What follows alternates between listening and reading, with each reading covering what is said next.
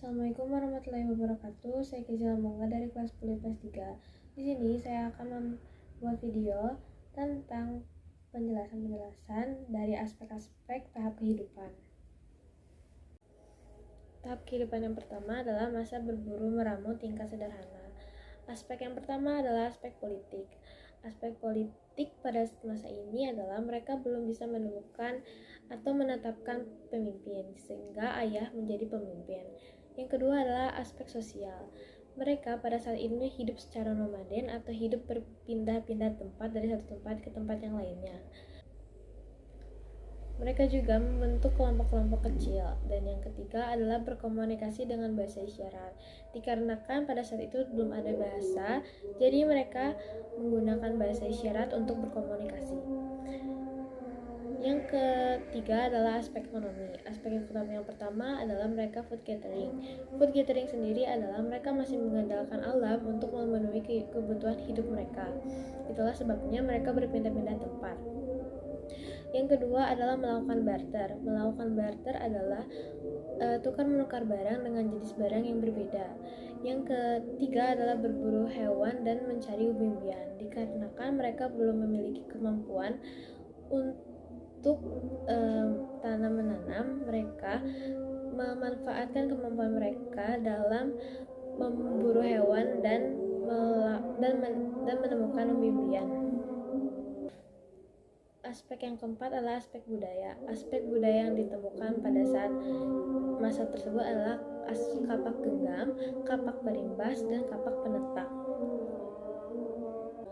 Aspek yang terakhir adalah aspek kepercayaan. Pada saat tersebut mereka belum menemukan kepercayaan yang ditetapkan. Kehidupan yang kedua adalah masa berburu meramu tingkat lanjut. Aspek yang pertama adalah aspek politik. Aspek politik di sini adalah mereka belum bisa menemukan atau menetapkan pemimpin. Yang kedua, aspek sosial. Mereka sudah mulai hidup secara menetap.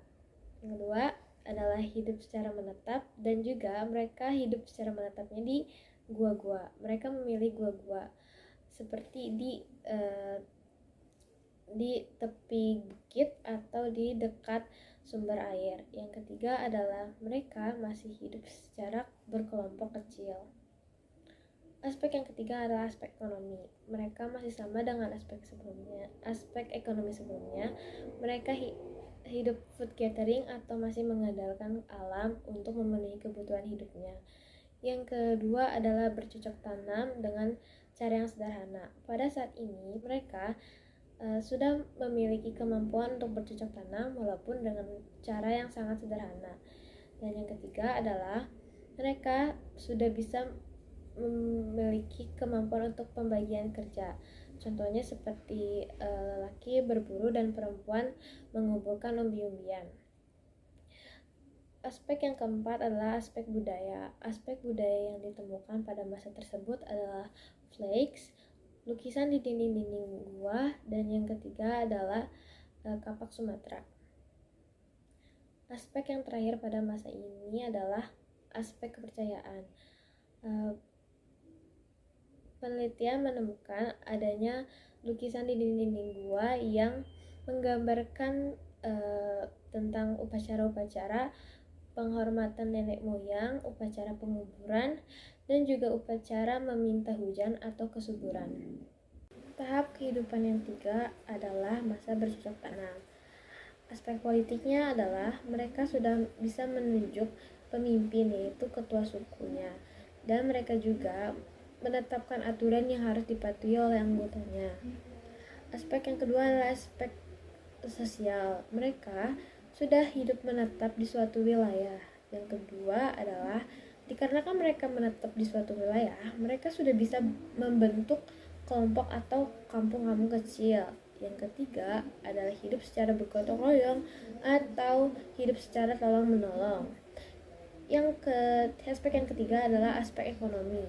Aspek ekonomi yang di sini adalah food producing. Food producing itu adalah mereka mengandalkan alam untuk memenuhi kebutuhan hidupnya. Yang kedua adalah binatang yang mereka buru sudah mereka mulai ternak dan juga mereka pelihara.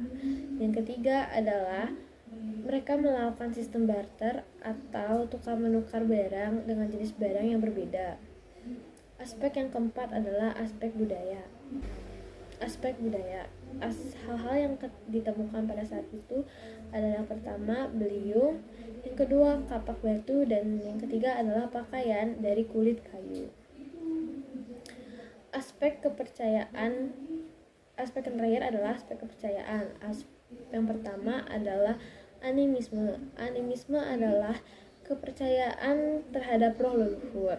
Yang kedua adalah dinamisme atau kepercayaan terhadap hal-hal gaib. Tahap kehidupan yang terakhir adalah masa perundagian. Aspek yang pertama yaitu aspek politik, yaitu mereka bisa menetapkan pemimpin dari hasil musyawarah. Yang kedua adalah aspek sosial. Mereka berkelompok sesuai keahliannya, seperti perundagian, pertanian, dan masih banyak lagi. Yang kedua adalah mereka bergabung dari kelompok-kelompok menjadi kampung kecil. Yang ketiga adalah hidupnya mulai teratur. Hidupnya mulai teratur bisa kita ambil contoh, yaitu pembagian kerjanya itu sudah mulai teratur, dan pembagian kerjanya itu menurut dan sesuai dengan keahlian dari masing-masing individu. Yang ketiga adalah aspek ekonomi. Mereka sudah mengerti dan bisa mengolah sawah. Yang kedua adalah dikarenakan mereka sudah bisa menyiapkan makanan mereka untuk musim selanjutnya, mereka menyimpan hasil panen untuk masa kering. Yang ketiga adalah setelah mereka simpan panennya, mereka juga bisa memperdagangkan hasil panen tersebut. Yang keempat adalah aspek budaya. Aspek budaya yang ditemukan pada masa ini yang antara lain Nekara, Kapak Perunggu, dan Moko. Yang aspek kelima adalah aspek kepercayaan atau aspek kepercayaan pada masa ini adalah shamanisme, atau mereka atau manusia purba berhadapan langsung dengan patung-patung roh nenek moyang. Pada patung tersebut terdapat nenek moyang yang diam di dalamnya. Sekian dari saya, mohon maaf bila ada kesalahan. Terima kasih.